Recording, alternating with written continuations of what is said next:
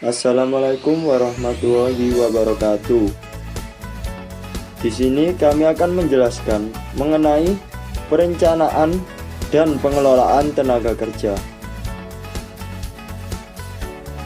Tenaga kerja identik dengan istilah sumber daya manusia.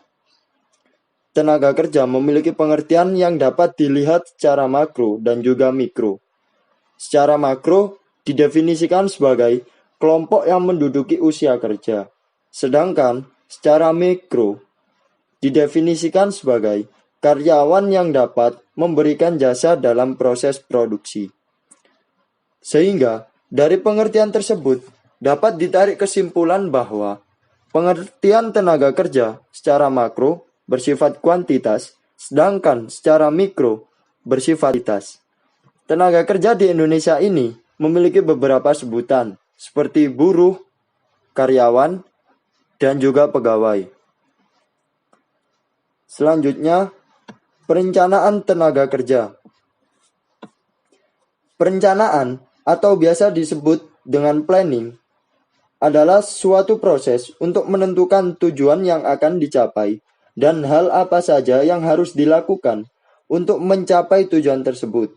Sedangkan tenaga kerja, yaitu manusia yang bekerja di suatu organisasi sebagai penggerak utama untuk mewujudkan eksistensi dan tujuan organisasi. Selanjutnya, pengertian perencanaan tenaga kerja menurut para ahli. Di sini kami mengambil 3 contoh pengertian dari para ahli. Yang pertama yaitu Andrew Sikula dalam bukunya Meldona mendefinisikan bahwa perencanaan tenaga kerja adalah suatu proses menentukan kebutuhan tenaga kerja, serta cara untuk memenuhinya agar dapat menjalankan rencana yang sudah disusun oleh suatu organisasi. Yang kedua yaitu George Milkovic and Paul Nystrom mendefinisikan bahwa perencanaan tenaga kerja adalah proses peramalan, pengembangan, pengimplementasian, serta pengontrolan yang dapat menjamin perusahaan mempunyai kesesuaian jumlah pegawai, penempatan pegawai, waktu yang tepat, sehingga dapat memberikan manfaat. Yang ketiga yaitu Minor mendefinisikan bahwa perencanaan tenaga kerja adalah proses memastikan jumlah serta orang yang tepat dalam menempati suatu posisi di perusahaan. Kemudian juga waktu yang tepat di masa depan untuk melakukan hal yang diperlukan agar organisasi dapat mencapai tujuannya. Selanjutnya, tujuan perencanaan tenaga kerja. Menurut Rifai yang dikutip oleh Meldona menjelaskan bahwa perencanaan tenaga kerja mempunyai tujuan-tujuan sebagai berikut. 1. Untuk menentukan kualitas serta kuantitas karyawan yang akan mengisi semua jabatan dalam suatu perusahaan. 2. Untuk menjamin tersedianya tenaga kerja baik di masa sekarang maupun di masa mendatang. 3. Agar menghindari kelebihan ataupun kekurangan karyawan. 4. Untuk menghindari kesalahan manajemen dan juga tumpang tindih dalam pelaksanaan tugas dalam suatu perusahaan. 5. Untuk mempermudah koordinasi, integrasi, dan sinkronasi sehingga produktivitas kerja meningkat. 6. Untuk menjadi pedoman dalam menetapkan program pengadaan, penyeleksian, pengembangan, kompensasi, pengintegrasian, pemeliharaan, kedisiplinan, dan juga pemberhentian karyawan. 7. Untuk menjadi pedoman dalam melaksanakan mutasi dan juga pensiun karyawan. 8. Untuk menjadi dasar dalam melakukan penilaian kinerja karyawan.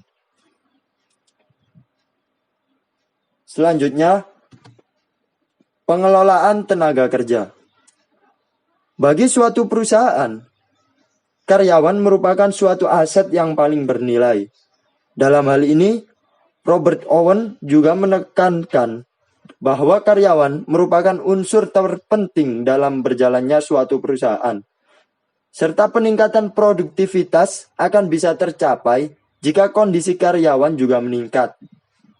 Dengan demikian, perusahaan bertanggung jawab sepenuhnya kepada karyawan, baik secara material ataupun moral.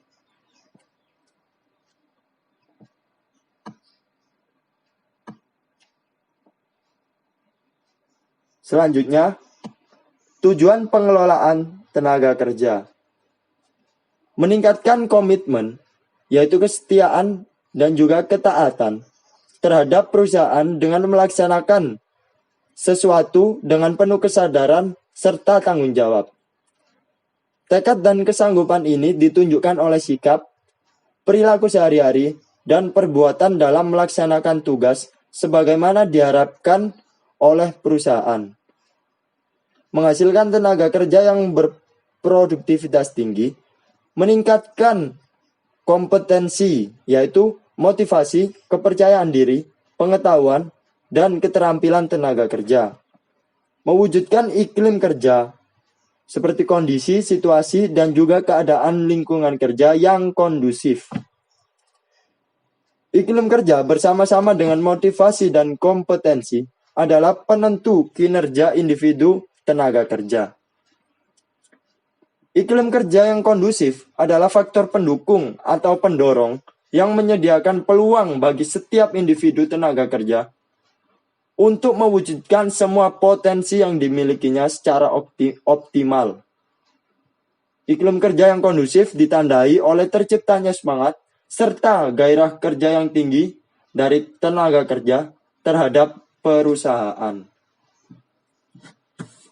Selanjutnya, prinsip-prinsip pengelolaan karyawan.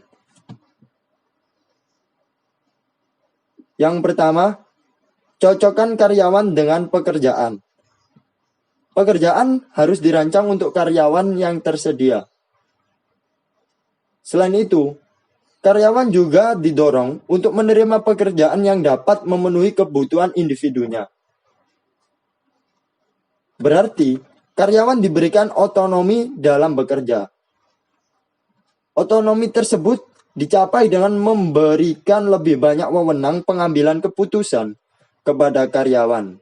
Yang kedua, definisikan tanggung jawab karyawan secara jelas. Kejelasan tanggung jawab biasanya dilakukan melalui job desk yang tertulis dan berisikan tentang tujuan tugas yang selalu dimodifikasi. Ketidakjelasan tanggung jawab akan dapat meningkatkan perasaan frustasi karyawan dan pada nantinya akan berakibat pada kualitas, produktivitas, dan tingkat konflik yang dialami karyawan tersebut. Yang ketiga, tetapkan standar prestasi. Adanya standar prestasi akan mengurangi ketergantungan karyawan pada penyelia. Standar prestasi berarti ada suatu rumusan yang jelas tentang apa yang harus dicapai oleh karyawan tersebut. Sekaligus juga membuka kemungkinan yang lebih besar untuk mendesentralisasikan lebih banyak tugas kepada karyawan.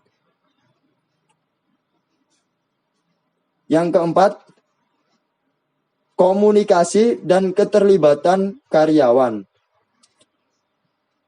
Karyawan sangat pantas untuk tahu berbagai kebijakan yang diterapkan dalam perusahaan tersebut, dan mereka dapat mempengaruhi kebijakan melalui peran serta dalam pengambilan keputusan.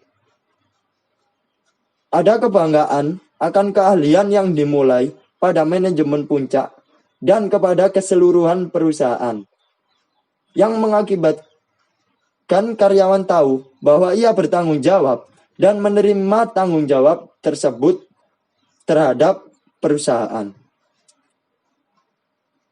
Yang kelima, mengadakan pendidikan dan juga latihan. Dalam situasi seperti ini, di mana pengetahuan berkembang dengan sangat pesat, adanya pendidikan dan pelatihan mutlak dilakukan untuk menunjang karir para karyawan dan juga perusahaan. Melalui pendidikan dan juga latihan, pandangan karyawan menjadi lebih luas dengan adanya tambahan pengetahuan yang diperoleh, serta dapat juga menyumbang pada pencapaian integrasi perusahaan menjadi lebih baik lagi. Yang keenam, menjamin supervisi yang baik. Tidak ada yang lebih mendasar lagi bagi karyawan selain adanya penyeliaan yang baik. Selain penyelia harus memiliki keahlian baik di bidang teknologi, konseptual, maupun manusiawi. Menurut teori perilaku, apabila karyawan mengetahui prestasi apa yang diharapkan darinya dan diberikan kesempatan untuk mewujudkan prestasi tersebut, mereka akan termotivasi untuk lebih berprestasi lagi. Yang ketujuh, penghargaan atas prestasi kerja. Semua karyawan membutuhkan penghargaan atas prestasi kerjanya. Apabila standar telah ditetapkan, giliran penetapan berikutnya adalah pemberian penghargaan kepada karyawan yang telah mencapai atau bahkan melebihi standar itu.